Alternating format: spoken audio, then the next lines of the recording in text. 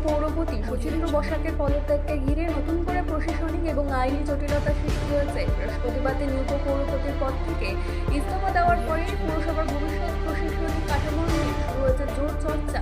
বর্তমানে পৌরপ্রধান জেলা হেফাজতে থাকায় গত কয়েক সপ্তাহ ধরে পৌরসভার বিভিন্ন প্রশাসনিক দায়িত্ব সামলাচ্ছিলেন শচীন্দ্র বসাক। তবে স্থায়ী পৌরপ্রধানের অনুপস্থিতিতে ট্রেজারি সংক্রান্ত কাজ, চেকের স্বাক্ষর এবং কর্মচারীদের বেতন প্রদান সহ একাধিক গুরুত্বপূর্ণ কাজে জটিলতা তৈরি হওয়ায় তিনি পদত্যাগের সিদ্ধান্ত নেন।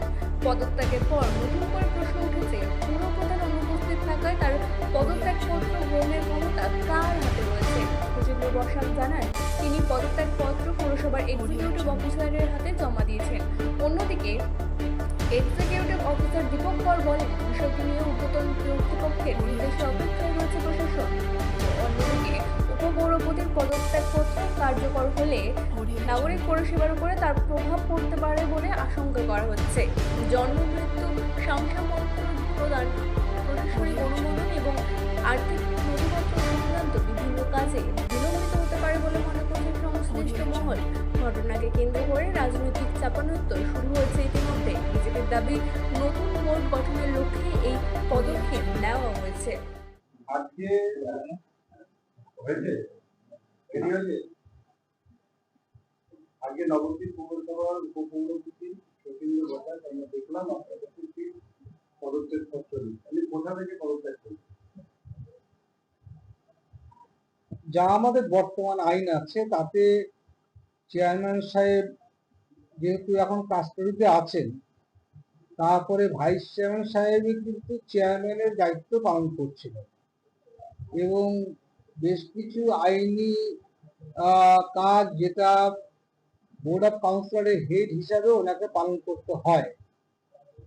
এখন এই অবস্থায় যেটা চলছিল, সমস্ত কাউন্সিলরদের পাওয়া যাচ্ছিল না। উনি কিন্তু তাদের অনুপস্থিতিতে অনেকটা দায়িত্ব নিয়ে সামলাচ্ছিল। সেটা আমার পক্ষে একটা বিরাট সাপোর্ট ছিল। কিন্তু এই অবস্থায় উনিও আজকে পদত্যাগ করলেন। আমি ব্যক্তিগতভাবে যেটা আমার মনে হয়েছে, তাতে আমার পক্ষে খুব চাপ বেড়ে গেল। কেননা উনি একটা দায়িত্ব পালন করার ফলে আমার বেশ কিছু সুবিধে হতো, যে কাজগুলো এখন একা হাতে আমাকে করতে হবে এবং যেটা আমার পক্ষে খুবই কঠিন হবে।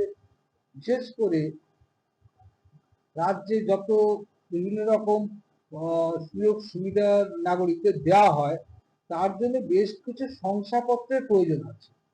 এই শংসাপত্রগুলো দেওয়ার ক্ষেত্রে যারা নির্বাচিত কাউন্সিলর ছিলেন তারা দিতেন, তারা এলাকার নাগরিকদের চিনতেন। তার উপরে আমি একটা আবার সিগনেচার করে দিতাম, সেটাকেই। ব্যুরো রিপোর্ট, রাত news network.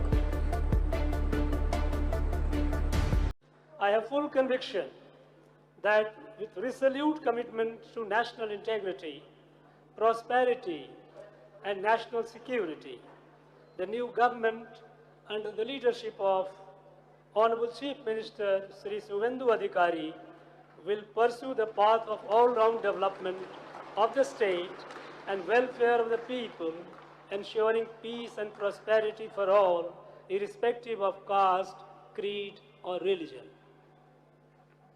Honorable members, my government is fully aware of challenges ahead and its responsibilities to undertake new measures and formulate innovative policies to meet the aspirations of the people of West Bengal with uncompromising priority on the needs and dreams of the downtrodden and marginalized sections of the society.